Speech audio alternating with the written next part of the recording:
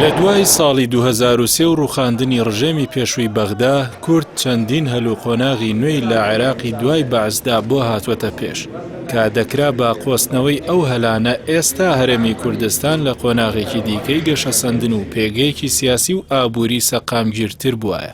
لە قۆناغی دوای ساڵی 2003 بە دیاریکراوی لە ساڵی 2005 عێراق دەستورێکی نوێی بۆ دانرا کە هەرێمی کوردستانیش دەنگی پێدا. دەستوری عێراق لە چەندین مادە و بڕگەیدا گەرەنتی و مافی گەورەی بە هەرێمی کوردستان داوە کە تەنیا داکۆچی حزبەکانی دەسەڵاتی هەرێم لە جێبەجێکردنی ئەو مادانە بە سوودی گەورەی هەرێم تەواو دەبوو. ئەگەر ئەو حزبانە لە خەمی بەرژەوەندێنەتەوەیەکانی خەڵکی هەرێمی کوردستان بوونایە،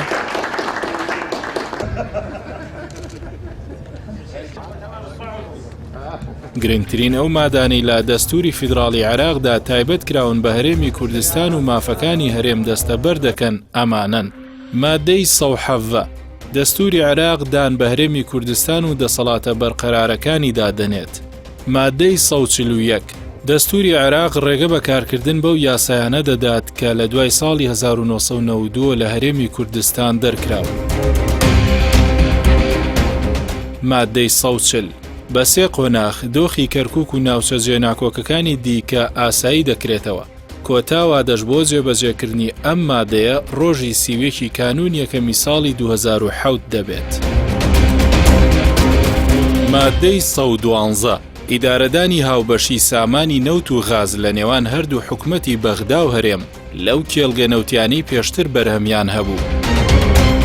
مادەی 112 حکومەتی بەغدا و حکومەتی هەرێم و پارێزگا بەرهەمێنەرەکانی نەوت بە هاوبەشی استراتیژی پەرەپێدانی سامانی نەوت دادەنێن.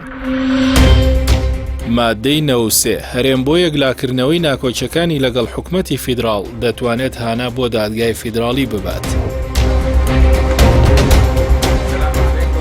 بە بڕوای بەشێک لە چاودێران یەکێتی و پارتی کە هەردوو حزبی دەسەڵاتداری هەرێمی کوردستان بوون و بە درێژایی 18 ساڵی ڕابردوو زۆرترین نوێنەر و پێگەی سیاسیان لە بەغدا هەبووە. تەنیا بەکارکردن بۆ جێبەجێکردنی ئەو مادەی دەستور و هەماهەنگی لەگەڵ هێزە سیاسیەکانی بەغدا دەیانتوانی پێگەی کورد قایمتر و ئایندەی هەرێمی کوردستانیش زامنتر بکەن. بەڵام پرسیارەکە ئەوەیە بۆچی دوای 18 ساڵ لە گەڕانەوە بۆ بەغدا و هەڵسوڕاندنی دەیان پۆستی باڵا لە حکومەتی عێراقدا ئەو دوو حیزبە هیچیان بۆ کورد نەکرد.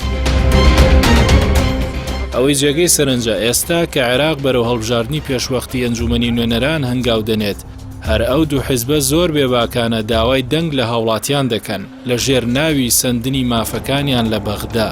بێەوەی ئەو دوو هێزە دەسەڵاتداری هەرێم پرسیاری ئەوە لە خۆیان بکەن لە 18 ساڵی ڕابردوودا کێ دەستی گرتوون مافی کورد بسەن و پێگەی هەرێمی کوردستان جێگیر بکەن.